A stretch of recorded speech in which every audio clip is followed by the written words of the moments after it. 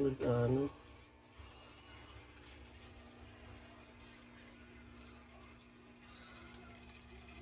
Makadads ko narinig doon sumasalit-sit. Ibig sabihin kuryente po yun at nagkakaroon tayo ng loose contact.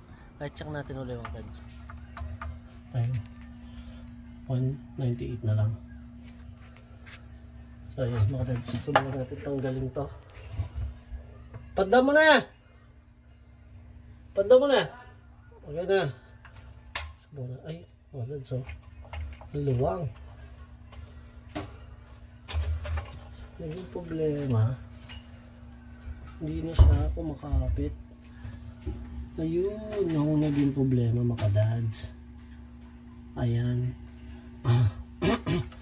Kapila part, tatanggalin ko lang mga dads. So, para ma-explain ko sa inyo. Ito na nga mga dads, so tatanggalin muna natin itong breaker na to.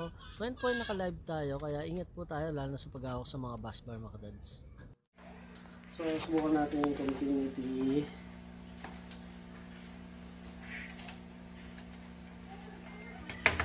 Tones.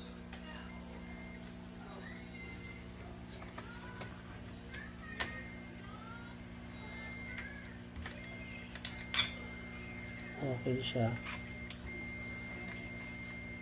Pero kapag may load na, wala.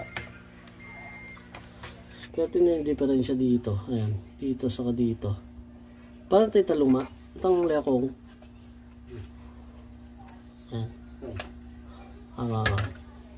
Wait lang mga dads, itabi lang natin yung wire ng aircon natin mga dads, baka dumikit sa mga bus bar. Okay. So ito yung diferensya.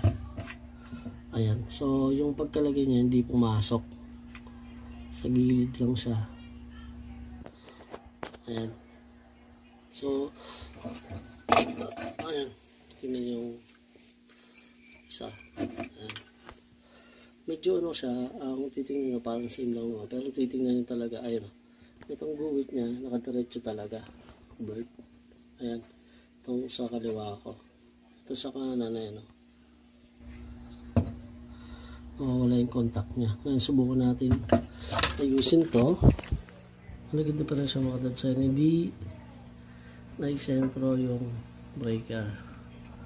Ngayon try natin siyang ayusin. Gamit yung flat screw sa kalablos. I-ano lang natin siya ganyan para yung bus bar pumasok dito. Tapos ito